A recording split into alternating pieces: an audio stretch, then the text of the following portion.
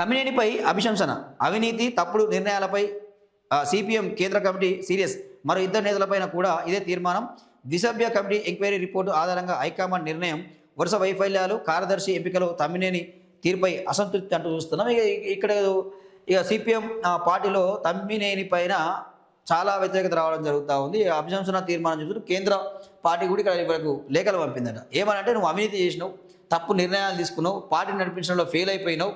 ఇంకో మెయిన్ విషయం ఏంటంటే కులానికి సంబంధించి కొమ్ము కాసినావు, నీ కులానికి సంబంధించి పదవులు ఇచ్చినావు.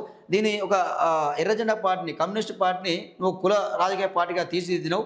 సో చాలా అవినీతి చేసినావు. నువ్వు ఇంకోటి గతంలో అధికార పార్టీతో కుమ్మక్కైనావు, నీ అవసరాల కోసం నువ్వు పనిచేసుకున్నావు అని చెప్పి ఆయన మీద అభిశంసన ఏర్పాటు చేసి ఆయనతో పాటు ఇద్దరి మీద చేసే వాస్తవానికి కూడా వీళ్ళ వల్లనే పార్టీ నష్టపోయింది. వీళ్ళ వల్లనే, వీళ్ళ విధానాల వల్లనే, వీళ్ళ నిర్ణయాల వల్లనే. వాస్తవానికి వీళ్ళు ఏం చేస్తుంటే ప్రజా ఎజెండా కోసం పనిచేయలే, ప్రజల ఎజెండా కోసం పనిచేయలే, వాళ్ళ సొంత ఎజెండా కోసం మాత్రమే పనిచేసారు. వాళ్ళ సొంత ఎజెండాతోనే ముందుకు పోయారు, వాళ్ళ సొంత ఎజెండాతోనే పార్టీతో పొత్తులు పెట్టుకున్నారు. అంటే వీళ్ళు జరిగింది ఏంది, చేసింది ఏంటంటే గతంలో కూడా మాట్లాడారు. వీళ్ళకు ఏమైనా ఏ ఒప్పందం జరిగిందా అంటే ఈ రాజకీయ ఒప్పందాలు ఏమైందంటే అయితేనేమో పదవుల ఒప్పందం, లేకపోతేనేమో ఆర్థిక పరమైన ఒప్పందాలు, ఈ రెండే జరిగినాయి. కానీ ప్రజా సమస్యల మీద మాత్రం వీళ్ళు గట్టిగా పోరాడింది లేదు. ఈరోజు ఇప్పటికి కూడా ఎర్రజెండా పార్టీలు ఎక్కడ కనిపిస్తున్నాయా? ఆ వెలుగుమట్ల విషయం పోతే ఆ బీఆర్ఎస్ పోయింది, బీజేపీ పోయింది, ఆ తొనికోమనికో ఆ జనసేన సమితి కాంగ్రెస్ నుంచి ఆయన ఎమ్మెల్సీ ఆయన కోదండరాం పోయిండు. మరి మీకేమైందండి? మీరెందుకు పోవట్లేరు? మీరెందుకు ప్రశ్నిస్తలేరు? మీరెందుకు అడుగుతలేరు?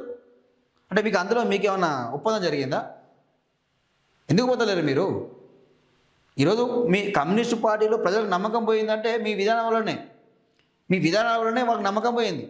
వాస్తవాన్ని కూడా ఇప్పటికైనా ప్రజల్లో ఒక సానుభూతి ఉంది. ఒక మంచి కమ్యూనిస్టు పార్టీలు, ఎర్రజెండా పార్టీలు అంటే ప్రజల కోసం కొట్లాడినాయి, పేద ప్రజల కోసం, అణగారిన ప్రజల కోసం కొట్లాడిర్రు, పోరాటం చేసింది ఎర్రజెండా పార్టీని అని చెప్పి ఉన్నది. కానీ ఈరోజు పరిస్థితులు మొత్తం మారిపోయినాయి.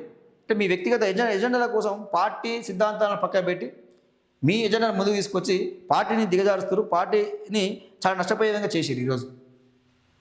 సో మీరు మళ్ళీ మంచి నిర్ణయాలు తీసుకోవాలి, అవకాశం ఉన్నది మీకు తెలంగాణలో. ప్రజా సమస్యల మీద ఎవరైనా సరే అండి, ప్రజా సమస్యల మీద ఎవరు కొట్లాడితే వాళ్ళకి ప్రజలు అవకాశం ఇస్తారు. అది ఏ పార్టీ అయినా సరే, అది కమ్యూనిస్ట్ పార్టీ అయినా సరే, కాంగ్రెస్ పార్టీ అయినా సరే, బీఆర్ఎస్ అయినా సరే, బీజేపీ అయినా సరే, ఇంకో పార్టీ ఏదైనా సరే, మీరు ఎప్పుడైతే ప్రజల కోసం కొట్లాడతారో వాళ్ళకి అవకాశం ఇస్తుంది, ప్రజలు అవకాశం ఇస్తారు.